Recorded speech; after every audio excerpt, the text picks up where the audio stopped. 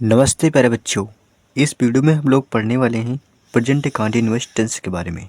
तो present continuous tense, अब इसकी पहचान कैसे करेंगे, यानी कैसे पहचानेंगे कि ये प्रेजेंट कंटीन्यूअस टेंस है। इसकी पहचान करने के लिए आपको इन शब्दों को याद रखना ज़रूरी है, जैसे कि रहा है, रही है, रहे हैं। अगर किसी भी सेंटेंस के लास्ट में, अगर किसी हिंदी सेंटेंस के लास्ट में रहा है, रही है, रहे हैं ऐसे शब्द आपको नज़र आ रहे हैं तो सोच लेना वहाँ पे सेंटेंस जो होगा प्रेजेंट कंटीन्यूअस टेंस होगा। जैसे कि यहाँ पे सेंटेंस लिखा है मैं किताब पढ़ रहा हूँ, तो इसके लास्ट में क्या आया, रहा हूँ आया है। सेकेंड यहाँ पे सेंटेंस लिखा है वे खेल रहे हैं, लास्ट में क्या आया, रहे हैं आया है। लास्ट में क्या है, रहे हैं। तो इससे पता चल रहा है कि कौन सा टेंस होगा, प्रेजेंट कंटीन्यूअस टेंस। तो यहाँ पे प्रेजेंट कंटीन्यूअस टेंस को पहचानने का एक और सिंपल तरीका है कि जो तुम्हारा सेंटेंस होगा, सेंटेंस में कार्य हमेशा चल रहा होता है, यानी कंटिन्यू चल रहा होता है। तो इस तरीके से हम लोग पहचान सकते हैं कंटीन्यूअस को। तो आइए अब हम लोग सीखते हैं कि प्रेजेंट कंटीन्यूअस के अफर्मेटिव सेंटेंस का ट्रांसलेशन कैसे करते हैं। इसके लिए आपको सबसे पहले सब्जेक्ट लिखना होगा, फिर एच एम आर इनमें से कोई एक प्लस वर्ब के साथ एनजी का यूज़ करना है प्लस ऑब्जेक्ट।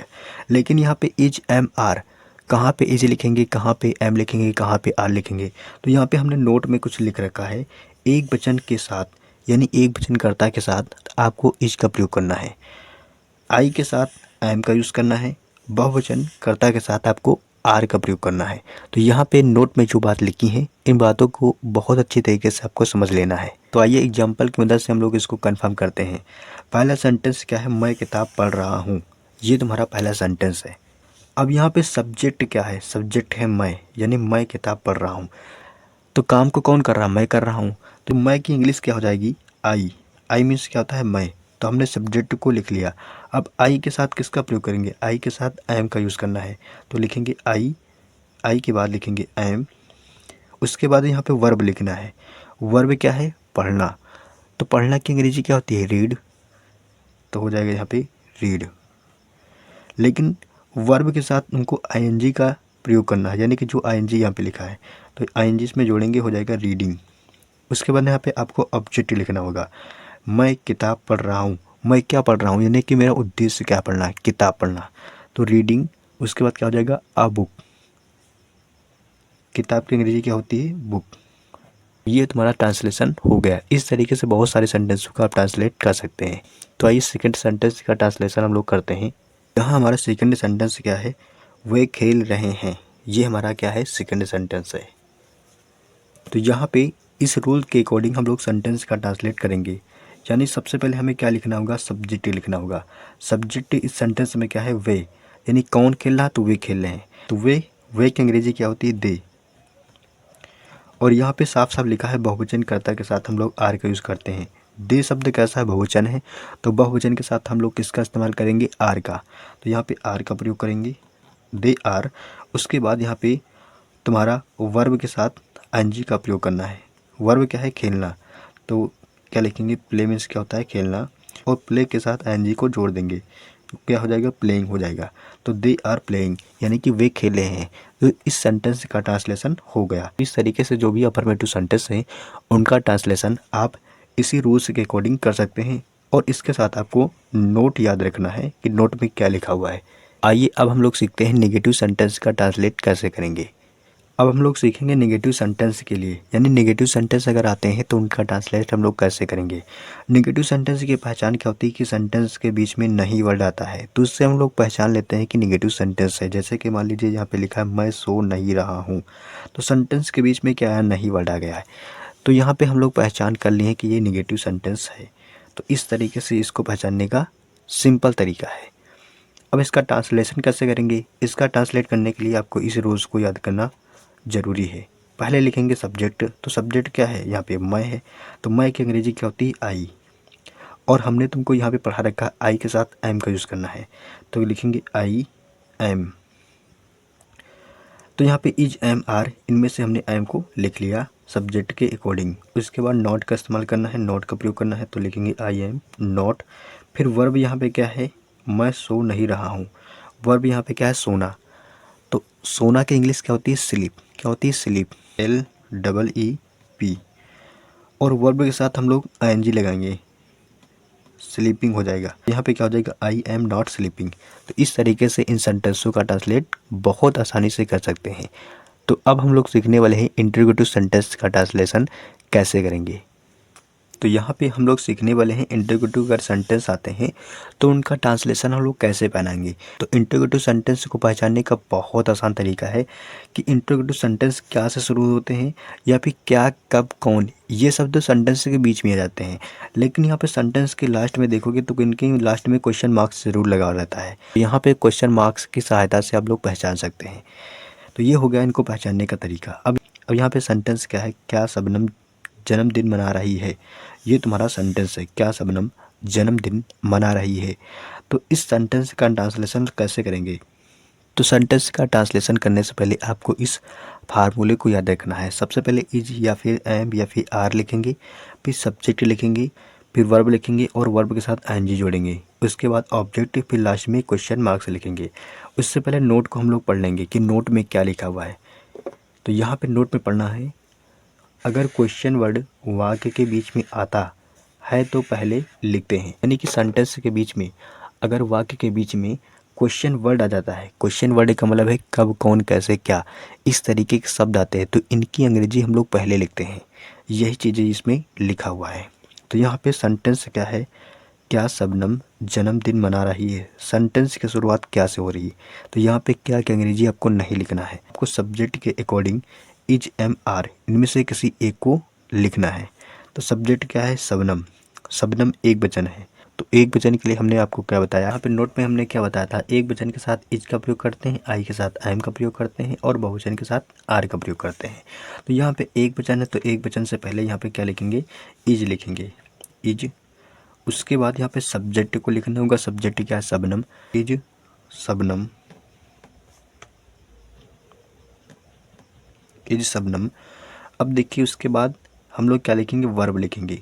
वर्ब क्या है, मनाना, सेलिब्रेट।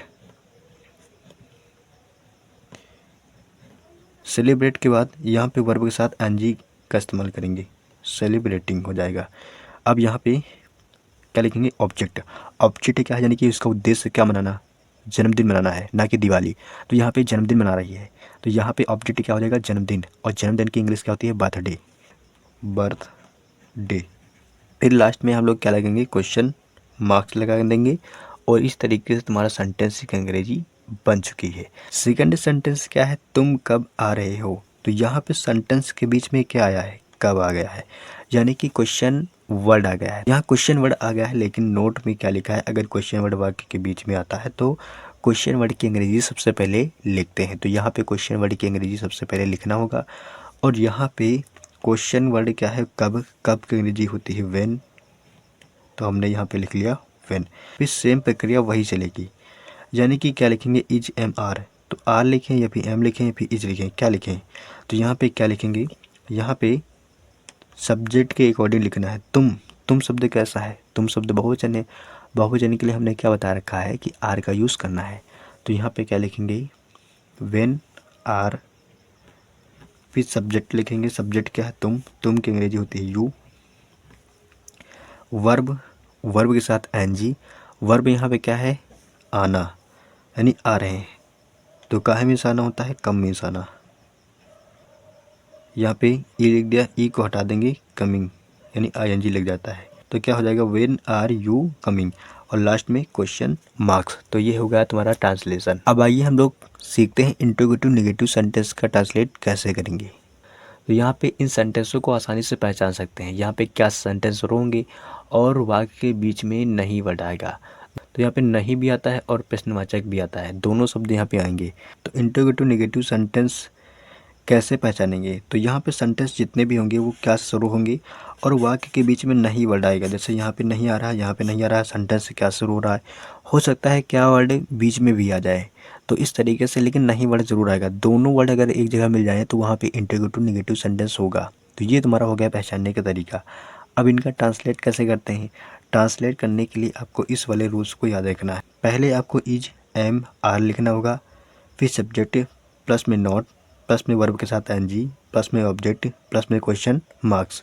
लेकिन नोट में आपको ये चीज़ें ज़रूर याद रखना है। अगर क्वेश्चन वर्ड वाक्य के बीच में आता है तो क्वेश्चन वर्ड की अंग्रेजी पहले लिखेंगे। तो यहाँ सेंटेंस हमारा क्या है, सेंटेंस हमारा है क्या वह एक पत्र नहीं लिख रही है, ये हमारा सेंटेंस है। अब सेंटेंस में हम लोग क्या की अंग्रेजी क्या यहाँ पे लिखेंगे, नहीं लिखेंगे, यहाँ पे लिखेंगे इच एम आर, इनमें से कोई एक, लेकिन सब्जेक्ट के अकॉर्डिंग। तो यहाँ पे वह एक पत्र नहीं लिख रही है, कोई लड़की है, तो यहाँ पे लड़के के लिए हम लोग सी का इस्तेमाल करते हैं, लेकिन एक ही लड़की है तो इसलिए हम लोग एक वचन के लिए इज का प्रयोग करेंगे। इज सी, सब्जेक्ट हमने लिख लिया, सब्जेक्ट क्या है वह की अंग्रेजी सी लिखेंगे, लड़के के लिए सी का प्रयोग करते हैं। अब यहाँ पे इज सी, उसके बाद नॉट लिखेंगे, फिर वर्ब यहाँ पे क्या है, लिखना, और लिखना की अंग्रेजी क्या होती है, राइट। उसके बाद हम लोग राइट लिखेंगे, ई होता है लेकिन यहाँ पे एनजी जोड़ेंगे तो ई हट जाएगा, हो जाएगा राइटिंग। क्या लिख रही, एक पत्र, इसका उद्देश्य क्या लिखना है, एक पत्र लिखना, ना कि कॉपी लिखना। तो यहाँ पे इसका उद्देश्य क्या है, एक पत्र लिखना, तो हो जाएगा A letter, A letter. Last में क्वेश्चन मार्क्स लगा देंगे, तुम्हारा सेंटेंस हो चुका है। सेकंड सेंटेंस क्या है, क्या हम दिल्ली नहीं जा रहे हैं, ये सेकंड सेंटेंस है। तो यहाँ पे हम के अकॉर्डिंग इच एम आर लगाएंगे। तो हम कैसा है, बहुवचन, और बहुवचन के लिए हम लोग आर लगाते हैं, तो लिखेंगे आर वी, फिर नॉट लिखेंगे, आर वी नॉट। फिर यहाँ पे वर्ब क्या है, जाना, जाना की अंग्रेजी होती है गो, और एनजी लगा देंगे, हो जाएगा गोइंग, गोइंग। उसके बाद इनका उद्देश्य क्या है, दिल्ली जाना, ना कि लखनऊ। तो इनका मेन उद्देश्य क्या है, दिल्ली जाना, यानी ऑब्जेक्ट क्या है इनका, दिल्ली। तो ऑब्जेक्ट यहाँ पे क्या हो जाएगा, दिल्ली, गोइंग टू दिल्ली। तो आज की वीडियो में हमने प्रेजेंट कंटिन्यूअस के सेंटेंसों का ट्रांसलेट करना सीखा, यानी कि अफर्मेटिव सेंटेंस हो, चाहे नेगेटिव हो, चाहे इंटरोगेटिव हो, चाहे इंटरोगेटिव नेगेटिव सेंटेंस हो, सारे प्रकार के सेंटेंसों का ट्रांसलेट करना हम सीख चुके हैं। उम्मीद करते हैं कि आपको बहुत अच्छे तरीके से प्रेजेंट कंटिन्यूअस टेंस समझ में आया होगा। तो अब नेक्स्ट वीडियो में हम लोग पढ़ेंगे प्रेजेंट परफेक्ट टेंस को। तब तक के लिए जय हिंद, अपना ख्याल रखिएगा, और वीडियो देखने के लिए आपको बहुत सारा धन्यवाद।